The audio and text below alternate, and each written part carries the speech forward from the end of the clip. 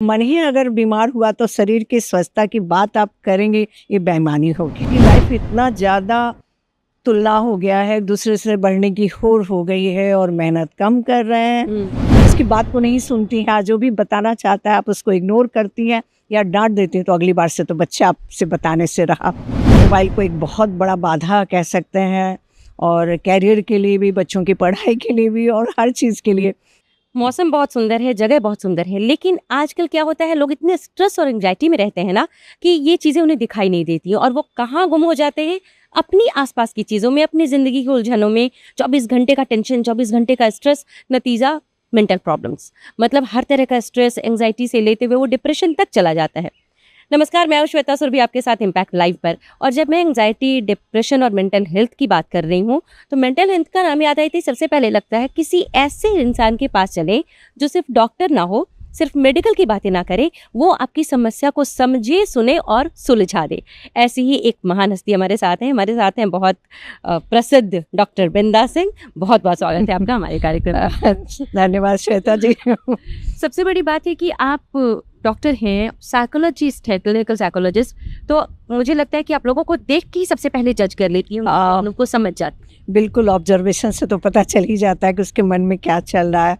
उसकी जो परेशानी उसके चेहरे पे झलक जाती है, उसका बॉडी लैंग्वेज, उसका फेशियल एक्सप्रेशन ये बता देता है वो कितना परेशान है और उससे निकलना चाह रहा है। बिल्कुल, मुझे लगता है कि ये बहुत नेक काम है। सही मुझे तो परोपकार का काम है कि आप यहाँ लोगों को उनकी एंग्जाइटी से, मतलब मेंटल डिप्रेशन से निकाल रही हैं। शरीर का इलाज तो कोई कर लेता है ना, मन का इलाज ज़्यादा मुश्किल होता है। और सब चीज़ें कि शरीर कब स्वस्थ रहेगा, जब आपका मन स्वस्थ रहेगा। और मन ही अगर बीमार हुआ तो शरीर की स्वस्थता की बात आप करेंगे, ये बेईमानी होगी। बिल्कुल, आप लोगों के मन का इलाज करती हैं। समस्याएं जो हैं हमारे आसपास में वो दिन पर दिन बढ़ती चली जा रही है, तो ये क्या समस्या है और क्यों बढ़ रही है? और देखिए, सबसे बड़ी चीज़ है कि हमारा लाइफस्टाइल बहुत फास्ट हो गया है, और दूसरी चीज़ इंटरनेट की दुनिया में जी रहे हैं। हर चीज़ बड़ी आसानी से मिल जाता है, बच्चों को, बड़ों को, महिलाओं को। तो जो भी प्रॉब्लम होता है वो लोग थोड़ा नेट पे भी सर्च कर लेते हैं। और आजकल कंपटीशन बहुत है, फलाने के पास ये है, मेरे पास ये नहीं है, उसके पति ऐसे घुमाते हैं, मेरे पति नहीं घुमा रहे हैं, उसका बच्चा ऐसी गाड़ी में। तो ये बच्चों को एक दूसरे को देख के, और फेसबुक, इंस्टाग्राम तो और भी इसमें कहते हैं काम कर रहा है, क्योंकि ज़्यादातर केसेस आदमी सब बोलेंगी लड़कियां या महिलाएं कि देखिए ना, फेसबुक पे मेरा लाइक नहीं आ रहा है, उसके इतने ज़्यादा है, वो ऐसे है। तो ये चीज़ें आती हैं।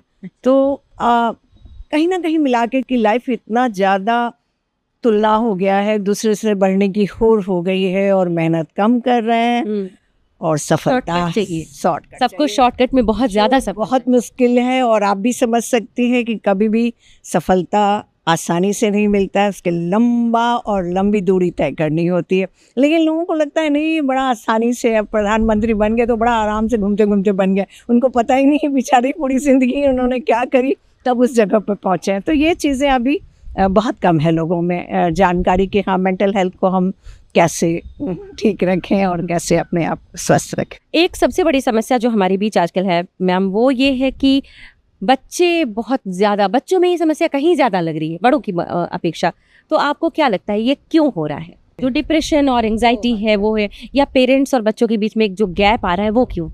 देखिए, आजकल पेरेंट्स के पास भी टाइम नहीं है, दोनों वर्किंग हो गए हैं, और जो भी समय मिलता भी है तो वो अपने मोबाइल में व्यस्त कर देते हैं। दोस्तों के बीच ये नहीं सोचते हैं आपके बच्चे की भावनाएं क्या हैं, उसे क्या चाहिए, उसे क्या बैठ के बात करनी चाहिए। बच्चा किसको बताएगा? सही, या या तो अपने दोस्तों से पूछेगा जो उसी के हम उम्र के हैं, और गलत इन्फॉर्मेशन भी दे देते हैं। साथ ही वो मोबाइल के साथ साथ वो गूगल पे भी सर्च करता है, और जो गूगल बताता है उसको सच मान लेता है। तो थोड़ा सा है, अभिभावकों से यही हम आपके माध्यम से तो बताना भी चाहेंगे, और आप बताती भी हैं कि माता पिता का रोल बहुत इम्पोर्टेंट होता है। बच्चे के कंधे पे हाथ रखना और उसकी बात को बहुत धैर्य के साथ सुनना, क्योंकि यार बच्चे से आप उसकी बात को नहीं सुनती हैं, जो भी बताना चाहता है आप उसको इग्नोर करती हैं या डांट देती हैं, तो अगली बार से तो बच्चा आपसे बताने से रहा। और जब नहीं बताएगा तो सोचिए ना, पढ़ाई में पीछे, कैरियर में पीछे, और बहुत सी चीज़ों में आ रहा है, तो क्या करेगा, किससे? डिप्रेशन तो आना ही है, और डिप्रेशन तो आजकल एकदम कॉमन हो गया है।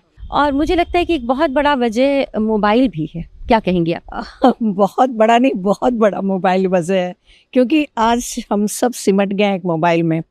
और ना पढ़ाई टाइम पे कर पाते हैं, ना रूटीन है हमारा, ना हमारा दिनचर्या सही है, और परिवार वालों के पास भी कहाँ टाइम है बच्चों से बात करने के लिए। मोबाइल ही तो उनके पास है जो उनका दोस्त बन। तो ऐसे में आजकल जो लाइफस्टाइल है, मोबाइल को एक बहुत बड़ा बाधा कह सकते हैं, और कैरियर के लिए भी, बच्चों की पढ़ाई के लिए भी, और हर चीज़ के लिए।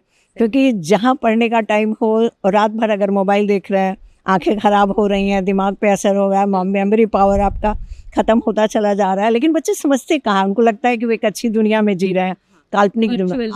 हाँ, और अनरियलिस्टिक थॉट में। पढ़ाई और इस करियर की आपने बात की, अब ये भी नीट पेपर का जो मामला हुआ है, नीट पेपर लीक हुआ और कैंसिलेशन हुआ, तो जो बच्चे जिन्होंने बहुत मेहनत से पढ़ाई की है और बहुत उम्मीद से एग्जाम देने गए, वो बहुत बच्चे डिप्रेशन में चले गए हैं। आपके पास ऐसा कोई मामला, एक्सपीरियंस? ऐसे बहुत सारे बच्चे हैं जिन्होंने बहुत ईमानदारी से मेहनत करी, अपना 100% दिया। उनको तो सबसे ज़्यादा फ्रस्ट्रेशन होगा, क्योंकि एक ही चीज़ को बार बार पढ़ना, खास करके जो बच्चे फर्स्ट टाइम में बहुत अच्छा करें, उनके लिए बहुत तकलीफ़ की बात थी। और किसी भी चीज़ का हम मेहनत करते हैं और जब सफलता नहीं मिलती है, और या मेहनत करते हैं और रिज़ल्ट को रोक दिया जाता है, वो बहुत ही दुखदाई होता है।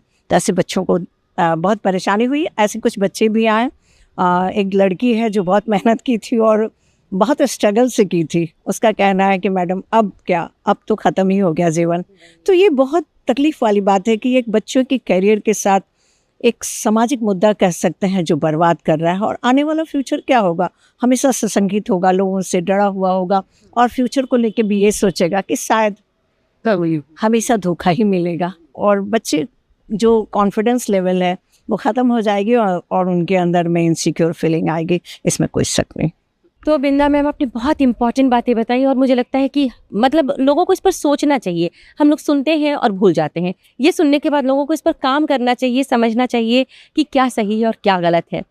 फिलहाल चलते चलते आप क्या मैसेज देना चाहेंगे हमारे व्यूअर्स को? बिल्कुल, युवाओं से तो यही कहना चाहेंगे कि आप मेहनत पे विश्वास रखिए, अपना 100% दीजिए। सफलता मिलना ना मिलना ये बहुत मायने नहीं रखता है, लेकिन जो मेहनत करते हैं भविष्य में वो हमेशा सफल होते हैं। अभिभावकों को भी एक शब्द बोलना ज़रूरी है कि आप अपने बच्चों को समझें, उन्हें पहचानें, उनकी क्षमताओं का मजाक ना उड़ाएं। किसी से तुलना किए बिना आप अपने बच्चे के, आप माता पिता ही नहीं, आप उसके डॉक्टर के। क्या बात है मैम, आपने इतना बहुत कीमती वक्त दिया, इतना अच्छे से आपने इतना सब कुछ समझाया। बहुत बहुत इसके लिए आपका बहुत बहुत बहुत धन्यवाद श्वेता। व्यूअर्स, आपके साथ हम हमेशा मिलते रहते हैं, आपसे मुलाकात करते हैं और करवाते हैं किसी खास शख्सियत से जो बहुत स्पेशल हैं, जिनकी बातें हमारे लिए बहुत इंपॉर्टेंट होती है। ऐसी ही एक शख्सियत है आज हमारे साथ थी डॉक्टर बिंदा सिंह, क्लिनिकल साइकोलॉजिस्ट, जो बहुत इलाज करती हैं लोगों के मन का और दिमाग का। अगली बार फिर एक शख्सियत के साथ आऊँगी, तब तक के लिए bye bye, take care, thanks.